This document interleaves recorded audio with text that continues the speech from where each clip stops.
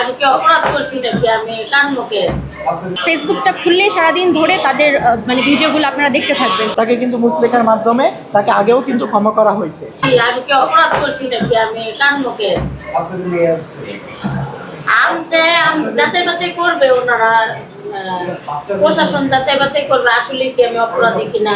যদিও একটু ভিডিও দু একটা একটু আমার ভুল ত্রুটি হয়েছে, এর জন্য আমি হাজার ক্ষমা চাইছি, হাজার বার। আমার যেখানে যেখানে যাইতে বলছে আমি সেখানে সেখানে গেছি। আমার এই আজকে 4-5 দিন ধরে আমার খালি ওদের পা ধরে ওদের হাত ধরে ক্ষমাই চাইছি।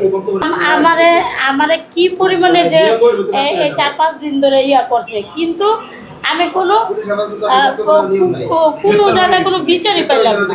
ফেসবুকটা খুললে সারাদিন ধরে তাদের মানে ভিডিওগুলো আপনারা দেখতে থাকবেন যে সে নানা সময় নানাভাবে বাচ্চাদেরকে দিয়ে নানা ভিডিও করাচ্ছে।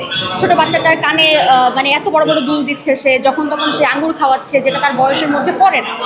এখন তিনি যেই প্রচার মানে যেভাবে বাচ্চাদেরকে দিয়ে যে কাজটা করাচ্ছে, সেটা কোনোভাবেই তো সেটা আপনি শুধুমাত্র আমি মেয়ে বলে বা মহিলা বলে না, আমার মনে হয় একজন সচেতন নাগরিক হিসেবে যারাই দেখছে তাদেরই মনে হয় মানে খারাপ লাগছে, বাচ্চাদের জন্য কষ্ট লাগছে। আসলে সেই জায়গা, সেই সচেতনতা বৃদ্ধি, বাচ্চাদের সুরক্ষায়, সেই জায়গা থেকে আসলে আমাদের এই চিন্তাটা। এবং তার থেকে বড় কথা হচ্ছে যখন তিনি সপরিবারে যখন বললেন যে তিনি সপরিবারে আত্মহত্যা করবে এবং বাচ্চাদেরকে বারবার পয়েন্ট করে তিনি বলছিলেন যে তারা মারা যাবে, মরবি কিনা, এরকম কোনো কিছু একটা।